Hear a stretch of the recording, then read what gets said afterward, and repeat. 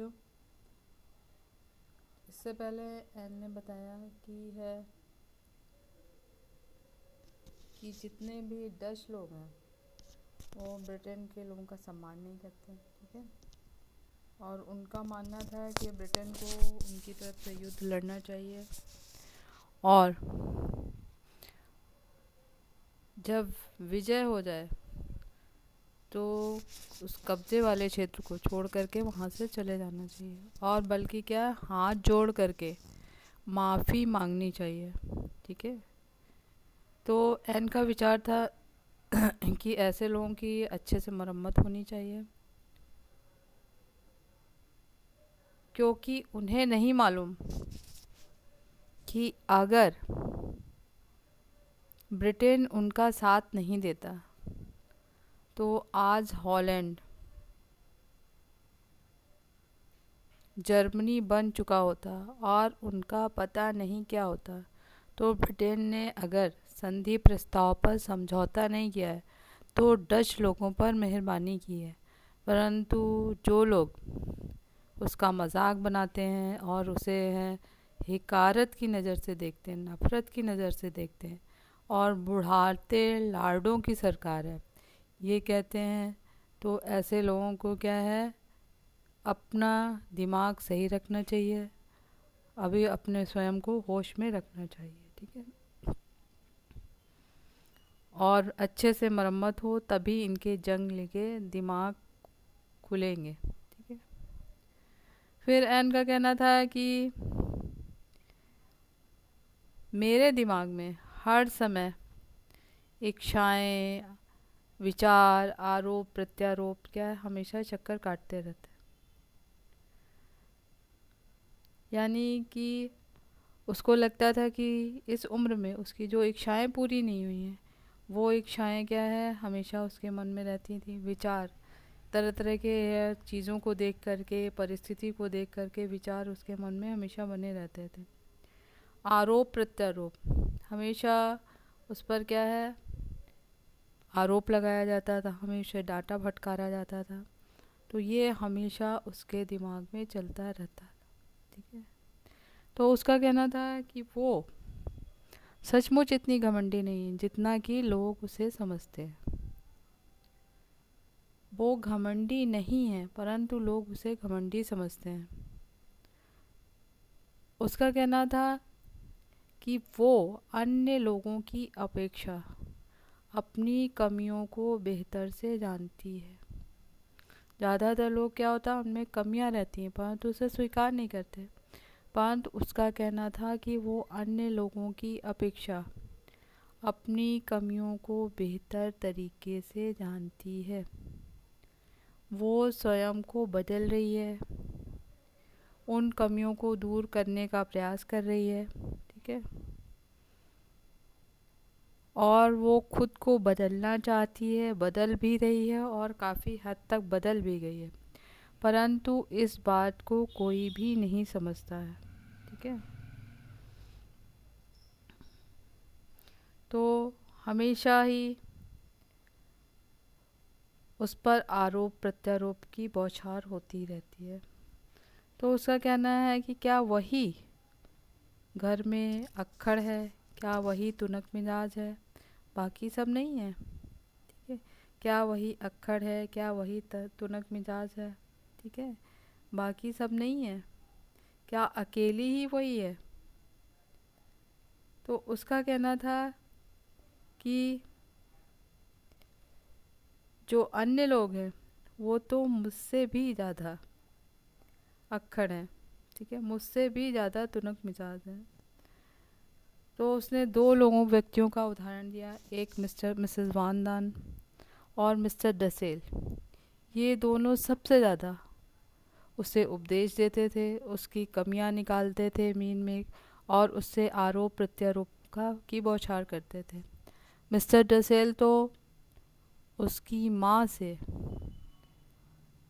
पहले स्वयं उपदेश देते थे, फिर उसकी माँ को से चुगली कर देते थे, जिससे कि उतना ही उपदेश उसकी माँ से भी सुनने को मिलता था।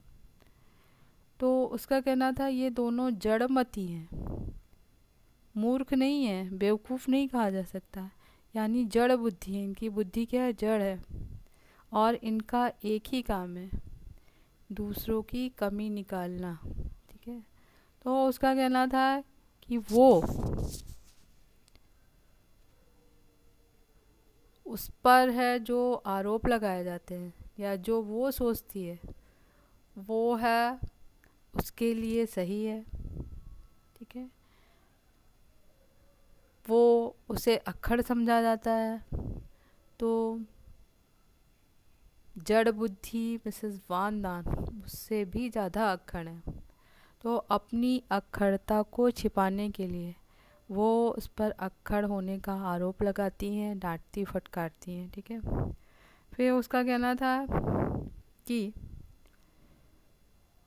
मिसेस वान दान मुझे मूर्ख समझती हैं। ठीक है।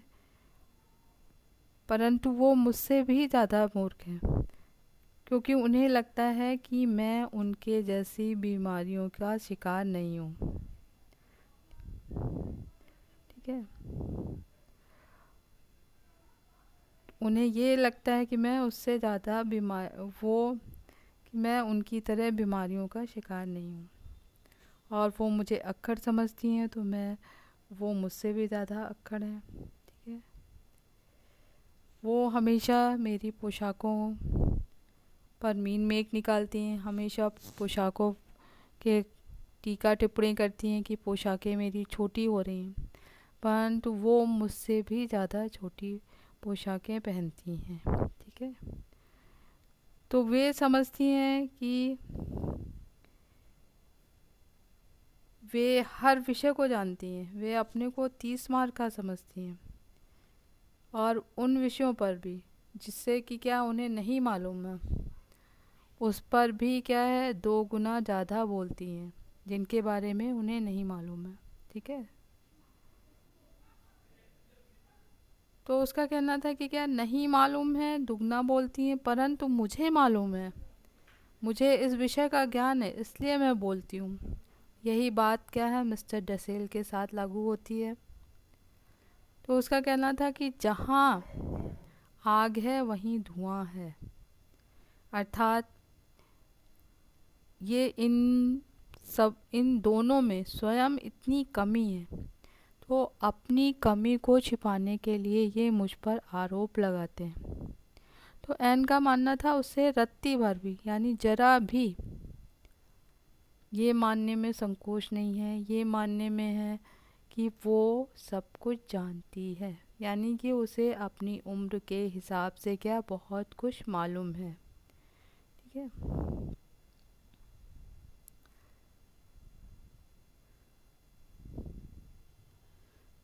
तो मेरे व्यक्तित्व के साथ साथ उसका कहना था कि किसी भी और व्यक्ति की तुलना में मैं स्वयं को धिक्कारती हूँ। ठीक है। उसका कहना था कि जब उस पर डांटा जाता है, आरोप प्रत्यारोप लगाया जाता है, तो अनसुना नहीं कर देती, बल्कि क्या है वो स्वयं को अपनी गलतियों के लिए क्या धिक्कारती है, डांटती है। ठीक है।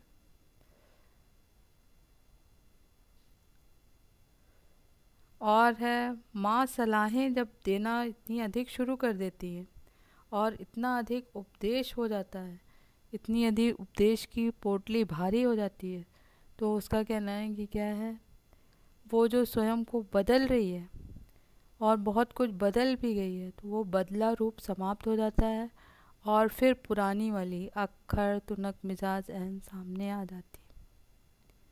ठीक है। फिर से मैं ऐसे बता रही हूँ। तो एन का कहना है कि उसके व्यक्तित्व में क्या है, सबसे मुश्किल बात यह है कि जब कोई उस पर आरोप लगाता है, जब उसे डांटता फटकारता है, ठीक है, या उसकी किसी काम में मीन मेक निकालता है, तो वो स्वयं को इनके लिए दोषी मानती है और अपने को धिक्कारती है। तो जब उसके ऊपर आरोप सीमा से ज़्यादा हो जाते हैं, ज़रूरत से ज़्यादा मीन मेक निकलने लगता है, उसकी माँ की उपदेश की पोटली क्या इतनी भारी हो जाती है, इतना अधिक उसकी माँ उपदेश उसे पिला देती हैं कि ये उस सहन शक्ति से बाहर हो जाता है। तो एन जो कि बदल गई है और है इतना सब कुछ सहन कर रही है, तो उसका कहना है उनका फिर वही पुराना रूप सामने आ जाता है कि मुझे कोई नहीं समझता। ठीक है, तो उसका कहना था यह वाक्य मेरा हिस्सा है कि कोई मुझे नहीं समझता। ठीक है, तो उसका कहना था कि शायद लोगों को लगे कि ये सब सच नहीं है, परंतु इसमें सच का बहुत कुछ अंश है। तो उसका कहना था कि वो स्वयं को इतना अधिक प्रताड़ित करती है, स्वयं को इतना अधिक कोसती है, स्वयं इतना सोचती विचारती है और इतनी दुखी हो जाती है कि कोई भी परिवार का सदस्य सांत्वना या प्रशंसा के दो बोल उससे नहीं बोलता है। ठीक है, कि कोई तो ऐसा हो जो उसे इससे उबारे, कोई तो ऐसा हो जो उसे, जो वो स्वयं को प्रताड़ित कर रही है, इतनी दुखी है, निराश है, उससे निराशा से बाहर निकाले। तो उसका कहना था काश कोई होता जो उसकी भावनाओं को समझता, परंतु उसका कहना था अफसोस कि ऐसा व्यक्ति अब तक नहीं मिला है और उसकी तलाश जारी रही। ये ऐसा कोई व्यक्ति अभी तक उसके जीवन में नहीं आया है जो उससे समझ सके, उसे इस दुख और निराशा से उबार सके, जबकि क्या है वो स्वयं को प्रताड़ित करती रहती है। तो काश कोई ऐसा होता जो कि क्या है उसको समझ सकता। तो उसका कहना था तलाश अभी जारी है। तो उसका कहना था कि पीटर है उसका दोस्त है, अच्छा ठीक है, और दोस्त के रूप में उनका स्नेह दिन प्रतिदिन बढ़ता जा रहा है, परंतु दोनों के बीच में एक रहस्यमयी ताकत है जो दोनों को क्या है अलग खींचती है। ठीक है, तो उसका कहना था वो शक्ति के बारे में वो नहीं जानती है, परंतु पीटर भी उसे नहीं समझता है। तो उसका कहना था कि पीटर उसे दोस्त समझता है, परंतु वो है उसे पीटर का साथ अच्छा लगता है। ठीक है, तो उसका कहना था कि अगर वो एक दो दिन पीटर के पास नहीं जा पाती तो पीटर के लिए तड़पने लगती है, परंतु फिर इतना अधिक लगाव होने के बाद भी उस पीटर वो व्यक्ति नहीं है जो उसकी मन की भावनाओं को पढ़ सके, उसे समझ सके। उसका कहना है पीटर अच्छा है, मुझे कई ऐसी बातों को कह लेने देता है जिसे परिवार वाले नहीं कहने देते। ठीक है, परंतु धर्म के प्रति उसकी नफ़रत, खाने के बारे में उसका बात करना और भी कई तरह की बातें हैं जो कि एन को बिल्कुल भी पसंद नहीं। ठीक है, तो समझ में आया बच्चों, ये यानी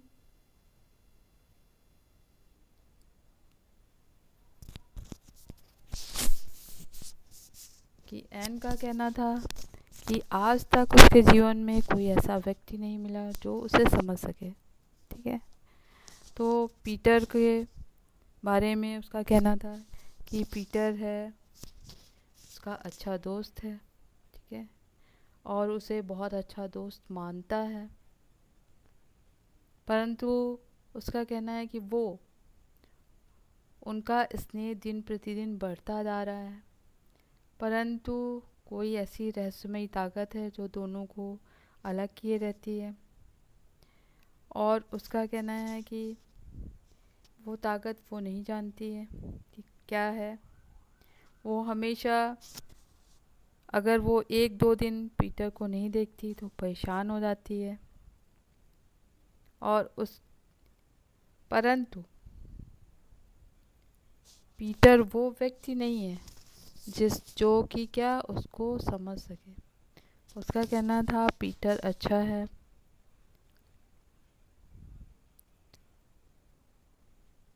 उसे बहुत सी ऐसी बातों को कह लेने देता है जो कि क्या परिवार वाले नहीं कहने देते। परंतु कुछ चीज़ें हैं जो एन को नहीं अच्छी लगती। धर्म के प्रति उसकी नफ़रत, खाने के बारे में बात करना, और भी कई बातें हैं जो कि क्या उसे बिल्कुल भी पसंद नहीं है एन को।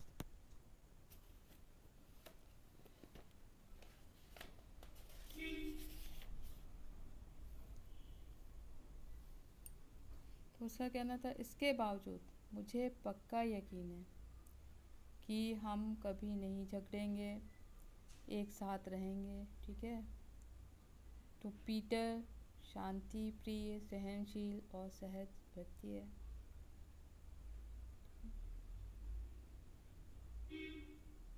और वो हमेशा इस काम में जुटा हुआ है कि किस तरह से अज्ञातवास से वो है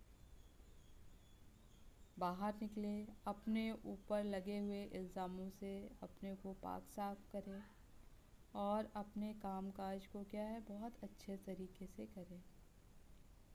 परंतु इतनी मित्रता होने के बाद भी वो अपने स्व मान्य होता है, अपने अंदर की भीतर की बातों को मुझसे छिपाता है और कभी भी अपनी मन की बात मुझे नहीं बताता है, ठीक है। यानी कभी मुझे अपने हृदय में क्या चल रहा है इसके बारे में क्या है इसकी का आभास नहीं होने देता, ठीक है। समझ रहे हैं बेटा। तो उसका कहना था कि वो अच्छा व्यक्ति है पीटर, हमेशा उस पर जो आरोप लगे हैं उन पर बरी होने का इस समय प्रयास कर रहा है और अपने काम काज को ढंग से चलाने का प्रयास कर रहा है। परंतु उसके हृदय में क्या है, हृदय में क्या है वो हमेशा एन से छिपाता है। उसके मन में क्या भावनाएं हैं इन्हें कभी भी क्या है जाहिर नहीं होने देता। तो उसका कहना था कि निश्चय ही वो मेरी तुलना में बहुत घुन्ना है, ठीक है। तो उसका कहना था कि लगातार मुझ पर ये आरोप लगाए जाते हैं कि मैं घुन्नी हूँ, ठीक है। परंतु उसका कहना था कि क्या है कि पीटर तो मुझसे भी ज़्यादा घुन्ना है। तो कई बार उसका कहना था ऐसा होता है कि किसी से बात कर पाना मुश्किल होता है, किसी से अपनी बात को कह पाना क्या होता है बहुत अधिक मुश्किल होता है। तो पीटर भी उन्हीं व्यक्तियों में से शामिल है कि उससे अपनी बात कह पाना क्या मुश्किल है। तो उसका कहना था पीटर और मैंने अपने चिंतनशील बरस यानी कि चिंतनशील यानी किशोर अवस्था और के जो है विचारशील यानी जो व्यक्ति के व्यक्तित्व को दिशा देने वाला विचार होते हैं समय, उस समय को हमने क्या है इस गुप्त एनेक्सी में बिताया है। अर्थात जो 2 वर्ष मैंने और पीटर ने बिताए हैं वो क्या है एक व्यक्ति को क्या है के व्यक्तित्व को निर्धारित करते हैं। वो समय क्या है किशोरावस्था का समय बहुत महत्वपूर्ण होता है और उसी से क्या है निश्चय हो जाता है कि व्यक्ति कैसा है और आगे क्या करना चाहता है। तो उसका कहना था कि इतना सब कुछ होने के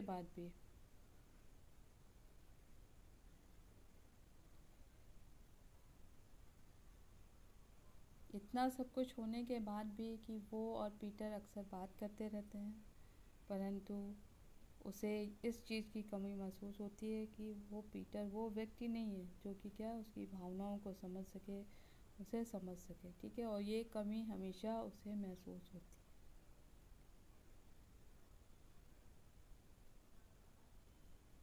तो एन का कहना था कि उसे प्रकृति से बहुत लगाव है, परंतु 2 वर्ष हो जाने पर वो अरसे से यहाँ गुप्त एनेक्सी में बंद है और बाहर नहीं निकली है, ठीक है। तो उसे लगता है कि नीला आसमान, पक्षियों की चहचहाट, चांदनी की में खिलती कलियाँ, तो ये सब चीज़ें क्या है, मुझे अपने जादू में बांध लेती हैं। पर यहाँ पर आने पर क्या है, ये चीज़ें बदल गई।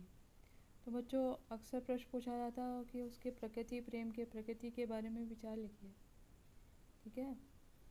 तो मैं बता रही हूँ कि एन का कहना है कि प्रकृति है उसे बहुत अधिक आकर्षित करती है, ठीक है।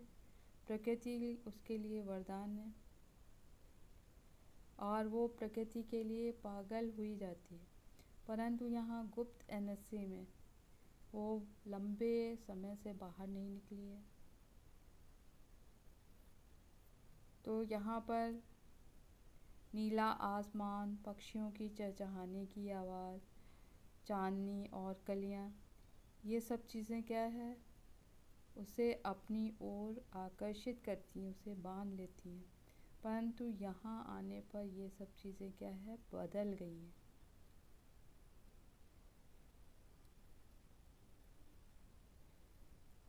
समझ में आया?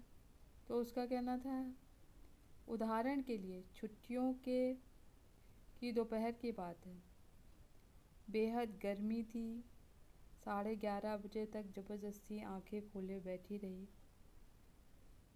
ताकि मैं अपने अकेले के बूते में अच्छी तरह चांद देख सकूं। यानी गुप्त एनेक्सी में रह करके वो चांद भी नहीं देख सकती थी, तो 11:30 बजे तक वो चांद देखने के लिए लगातार जगती रही। तो इस तरह बच्चों क्या है, प्रकृति के प्रति उसका बहुत अधिक लगाव था। प्रकृति उसे क्या है, एक वरदान की तरह लगती थी। प्रकृति उसके अंदर क्या है, एक